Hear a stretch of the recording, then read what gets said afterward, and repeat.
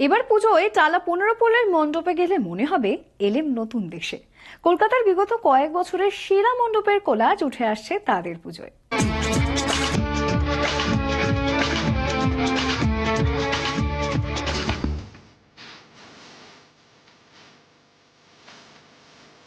মণ্ডপে ঢুকলেই মনে হবে যেন পৌঁছে গেছেন কোনো এক আজব নগরীতে।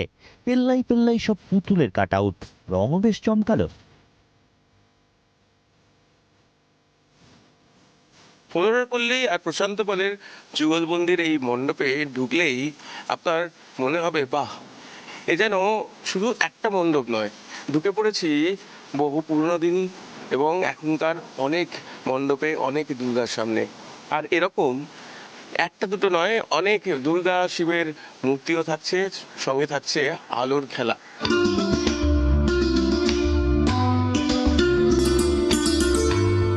যারা কলকাতায় পুজো দেখতে আসবে তারা টালা পার্কে 15 পল্লী পুজো দেখতে আসবে।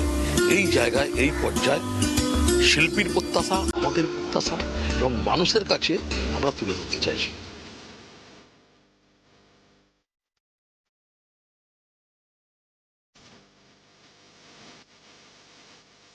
কোথাও বীর হনুমান, আবার কোথাও 33 কোটি দেবতার ছবি। সব মিলিয়ে মনে হবে এ যেন কোনো হিন্দুদের পবিত্র তীর্থভূমি। পুজোর থিম আমার মায়ের কথা। সব মায়েদের মিলনস্থল এক। বিগত কয়েক বছরের শহরের সেরা মণ্ডপ ও প্রতিমার কোলাজ নিয়েই তৈরি হচ্ছে মণ্ডপ। দীর্ঘদিন ধরে আমরা মণ্ডপ প্রতিমা করে আসি, সেগুলো কোনো প্রিজার্ভের ব্যবস্থা নেই। আমরা এক বছর দেখে বিভিন্ন দর্শনার্থীরা সেগুলি ভুলে যাচ্ছে বা মনে রাখতে পারছে না। এখানে একটা সুযোগ রয়েছে ওই প্রতিমা মণ্ডপগুলোকে আবার ফিরে দেখা। সেই দেখতে হলে 15পল্লীতে আসতেই হয়। ফ্লেক্সটা হচ্ছে আমাদের মূল আকর্ষণ, যে ফ্লেক্স দিয়ে এরকম একটা অভিনব মণ্ডপ করা যায়, তারই প্রয়াস 15পল্লী।